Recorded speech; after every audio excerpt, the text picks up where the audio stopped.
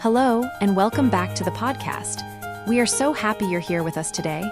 I'm Ashley, and we have an incredibly useful lesson for you right now. And I'm Austin. Apologies, I was late because of bad traffic. Today's topic is honestly one of the most important topics we have ever covered. We are teaching you how to talk about your job in English, real conversation practice, and for anyone preparing for IELTS, this topic comes up constantly in the speaking exam. So, this lesson is for working professionals, for students, for IELTS candidates, and for anyone who has ever gone completely blank when someone asks you a question. Oh, this is a big one because honestly, one of the first things anyone asks you when you meet them in English is, "What do you do?" And I used to completely freeze when someone asked me that. You froze, but you speak English every day. I know, but there's something about that question that makes your brain go totally blank, like suddenly, you forget every word you have ever learned in your entire life. That is so relatable, and that is exactly why this lesson matters. Whether you're making small talk at a networking event, answering questions in a job interview, or sitting in the IELTS speaking room, you need confident, natural phrases, and today, we are giving them to you. And even if you're a student or between jobs or a stay-at-home parent, we have phrases for you too. This lesson covers everyone. Exactly, so let's get into it. Austin, let's start with the most basic question. What do you do? How do you answer that naturally? Okay, so the most basic answer is just, I'm a teacher, or I'm an engineer, right? Just your job title. That's a start, but in natural English, and especially in IELTS, you want to give more than just a job title. A fuller, more natural answer sounds like this. I work as a marketing manager at a mid-sized company. I've been in this role for about 3 years now. Oh, that's so much better. It gives the job, the type of company, and how long you've been there, all in one sentence. Exactly, so the formula is simple: job title, type of company or industry, length of time, and let's look at more phrases for introducing your job. You can say, I work as a, followed by your job title, or I'm a, which is even simpler. You can also say, I work in, followed by the industry. I work in education. I work in finance. I work in healthcare. These are all completely natural. Oh, I work in. That's really useful, because even if you don't know the exact job title in English, you can still name the industry and sound completely natural. Precisely, and another very useful phrase is, I work for, followed by the company name or type of company. I work for a large tech firm. I work for a small family business. I work for a government department. Each one paints a slightly different picture. What's the difference between I work as, I work in, and I work for, because I always mix these up every single time. Great question, and this is a very common point of confusion. I work as introduces your role or position. I work in introduces your industry or field.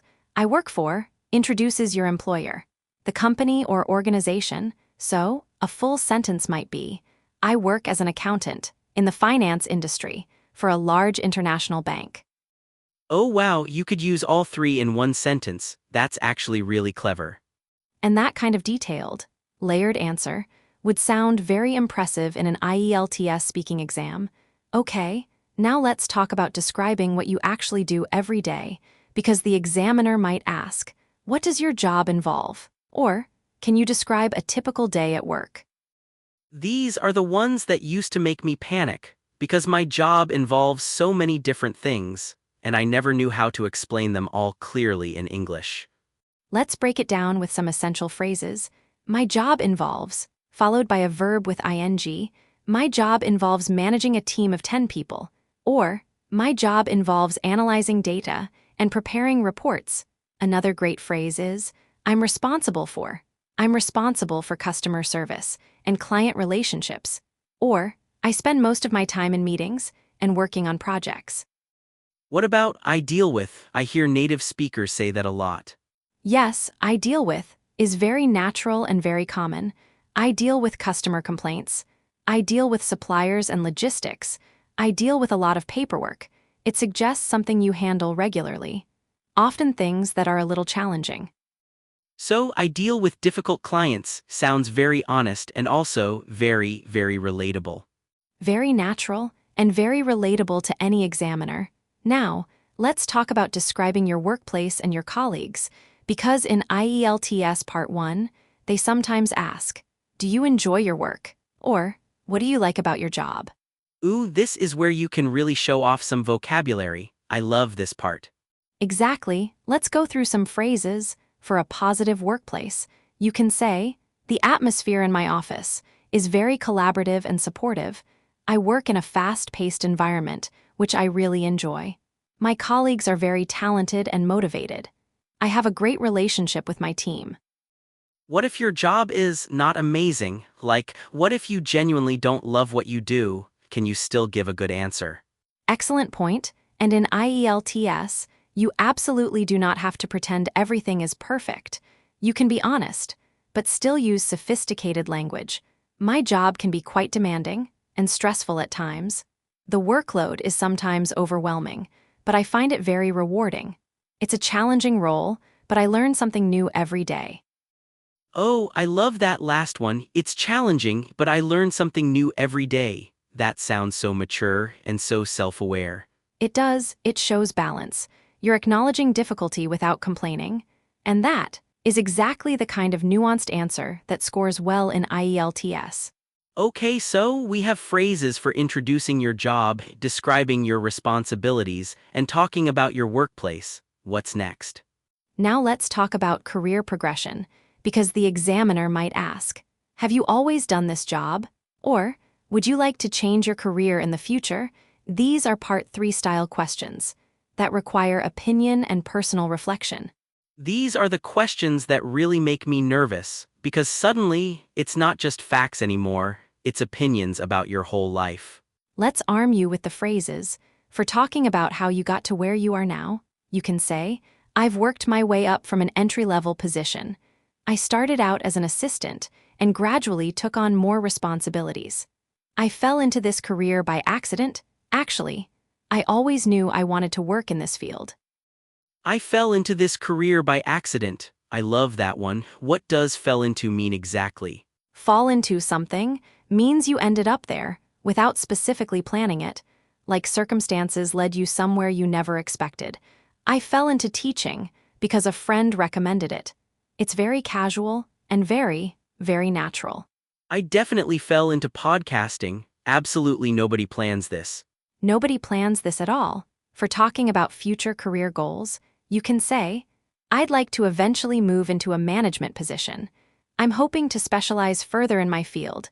My long-term goal is to run my own business. I see myself progressing into a senior role within the next few years. I see myself progressing into, that sounds really professional, like you actually have a plan. It does, it shows ambition and forward thinking, and IELTS examiners respond very well to answers that show personal reflection. Okay, let's talk about some common mistakes, because I feel like I make these kinds of mistakes all the time when I talk about work in English. Yes, the mistake segment. Okay, first and most common mistake. Saying I am doing, instead of I work as, many learners say, I am doing engineer, which is not correct. You should say, I work as an engineer, or simply, I am an engineer. Oh, I have 100% said that before. I am doing engineer. Wow, okay, noted. Second mistake, forgetting articles. Saying I am teacher, instead of I am a teacher. In English, you almost always need a or an before a single job title. That's so tricky because in many languages, you genuinely don't need the article at all. Exactly, which is why it's such a consistent mistake. Third mistake, using work and job incorrectly. Work is generally uncountable. You say, I have a lot of work, not I have a lot of works. But job is countable. I have 2 jobs. She found a great job. So work is the activity and job is the actual position, right? Perfectly summarized. And fourth mistake, saying I am bored in my job when you mean I feel bored at my job. The preposition matters, bored at work, stressed at work, happy at work, not in work in this context. These feel like such small things, but they really do make a big difference, don't they? They really do. Native speakers notice these small details, even when they don't say anything out loud. Getting them right makes you sound significantly more fluent. Okay, I think it's time for the vocabulary deep dive because we have used so many great words already, and I want to know all of them. Yes, let's go through the key vocabulary from today carefully. First word, demanding. This is an adjective, meaning something that requires a lot of effort, skill, or time. My job is very demanding. It can also describe a person. My boss is quite demanding.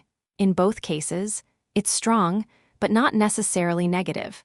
So, demanding is not necessarily a negative word. Not at all. It can actually signal that a job is serious and important. It's a demanding role, but very rewarding, which brings us perfectly to word number 2, rewarding, an adjective meaning something that gives you genuine satisfaction, a feeling that your effort was worthwhile. Teaching is a very rewarding career. I find my work incredibly rewarding. Demanding but rewarding, those two just go together so naturally. They really do. Third phrase, work-life balance. This noun phrase describes how well you manage your time between professional responsibilities and personal life. I really value work-life balance. My current role offers an excellent work-life balance. This phrase appears constantly in modern English. I feel like I hear work-life balance in literally every single job advertisement ever written. Because every employer claims to offer it. Yes. Fourth word, collaborate, a verb meaning to work together toward a shared goal. I collaborate closely with the design team. We collaborated on a major project last year. The noun is collaboration. The adjective is collaborative. A collaborative environment, yes, I see that phrase everywhere too. Constantly. Fifth, entry level, an adjective describing a position that requires little or no previous experience. The very starting point of a career. I began in an entry-level role over 10 years ago. The opposite would be senior level or managerial. And the last vocabulary word. Sixth, specialize, a verb meaning to focus deeply on one particular area. I specialize in tax law. She specializes in pediatric medicine. The noun is specialization, very useful in IELTS Part 1 when you want to describe your work with real precision. Okay, I feel so much more equipped to talk about work in English now. That vocabulary alone is worth the whole episode. Let's do a full recap.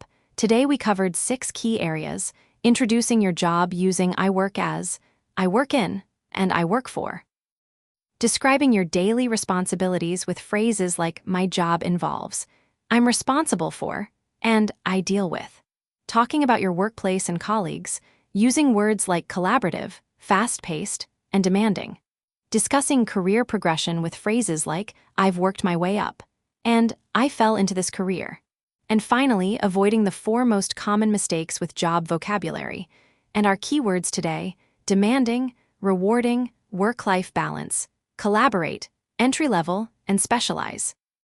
That is a lot of genuinely useful content, and honestly, I learned things today, and I speak English every single day, so that tells you something. That is absolutely the goal. And now, our favorite part of every episode, the question of the day. We want to hear from you. If you're a student, for example, you could say, I'm currently studying engineering.